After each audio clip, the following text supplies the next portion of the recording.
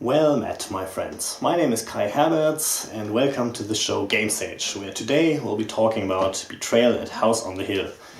And as you can see by the cover, it's a bit goofy and it's not as serious and well designed as all the other games, but it's still a great game, and now we're going to talk about why. So, as I said, design-wise, it doesn't really tick off all these traits of great board games. So there is player elimination.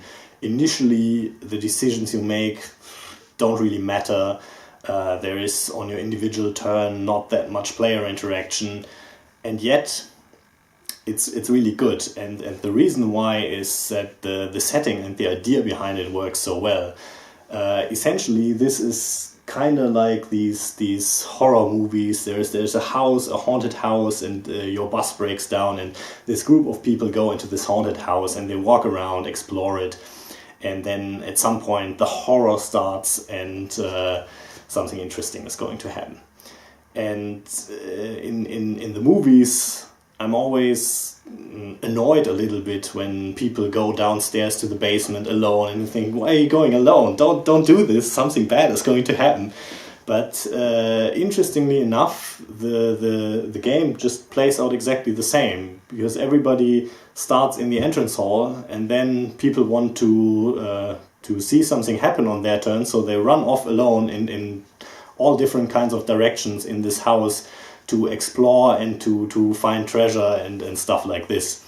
As I said, at some point this horror starts, and then the interesting bit about this game is that there's two scenario books, and one is for the person who is the evil guy, which is determined randomly within the game, and the other is for the heroes. And so, for instance, there might be some scenario where there's a vampire, and one of the players is sired by the vampire, and he wants to kill the other players, but they want to stake the main vampire. And this is the interesting bit, that these scenarios have different rules. There's about 50 of them inside, so unless somebody's a spoil sport and reads them all, it's always a fresh game.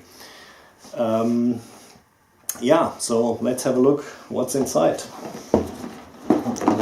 Okay, so this is how the start of the game looks. Essentially, we have our three heroes here, and they're in this entrance hall of the haunted mansion. There is the stairs to the upper landing, which would be here. And here we can see there is the basement landing, but we don't know yet where it is, and it will only be revealed throughout the game.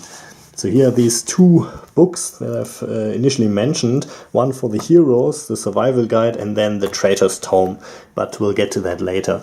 And the interesting point about this game is also the characters. So each character has this little card here, and you can see those sliders which are on the start values, so might 3, speed 4, sanity 3, knowledge 5, and as you gain stats or lose stats, they would be moved around, these sliders. But on the back there is an alternate character with different attributes and starting values. And there's also sometimes in the game it's important what it says here: hobbies, Gaelic music, drama, fine wines, and birthday July 27th. And one of the rules is that the person whose character will have the next birthday starts the game. So a very unusually designed game. So let's say I'm starting with this guy, Professor Longfellow, and I'm looking at the speed value. I have a speed of 4, so I can just move around. 1, 2, and then 3 go up here, and 4 go through this door. And then we go to this tile, and here it says upper. But let's assume, let's assume it would have been like this. So basement we can't put on there, and then we have to draw tiles until we get one that says this is ground floor, and this can be placed anywhere. So let's move this here, and it's the organ room. and then something happens. So in the organ room we have this symbol here, and this symbol is the same as here, event, and then some event happens. Drip, drip, drip, a rhythmic sound that needles your brain.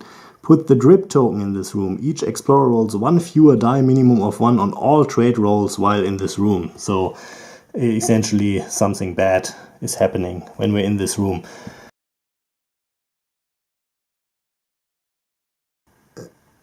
Okay, so Jenny Leclerc actually walked into this collapsed room and then crashed down into the basement, and then on her next turn she's moving here.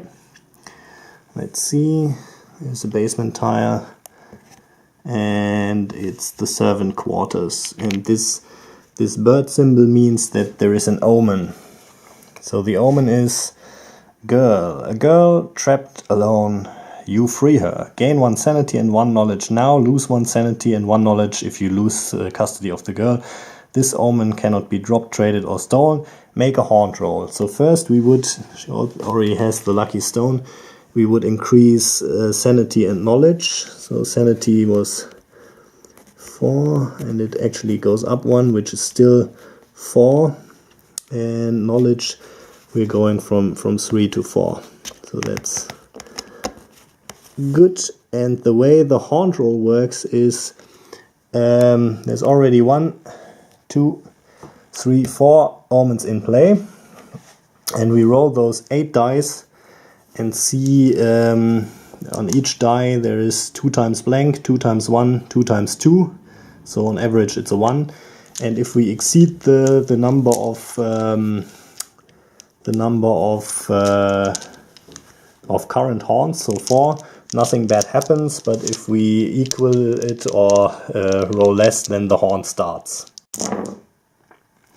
Okay, so now we've rolled 4, so the haunt starts, and the way it works is that we're cross-referencing the haunt. We drew the girl with the place where it happened, the servants' quarters.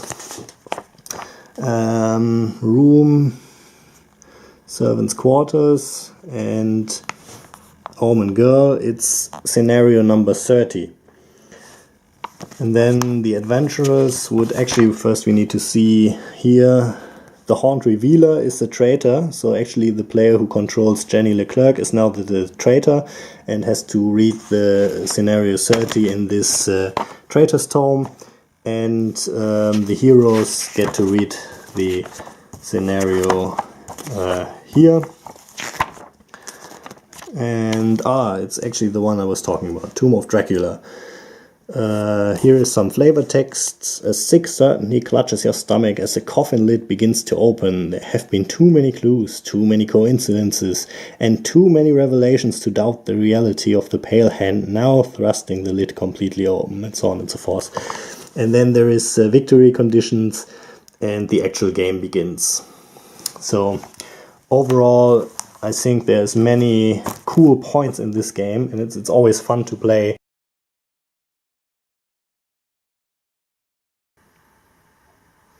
Pursue your dreams, and see you next time.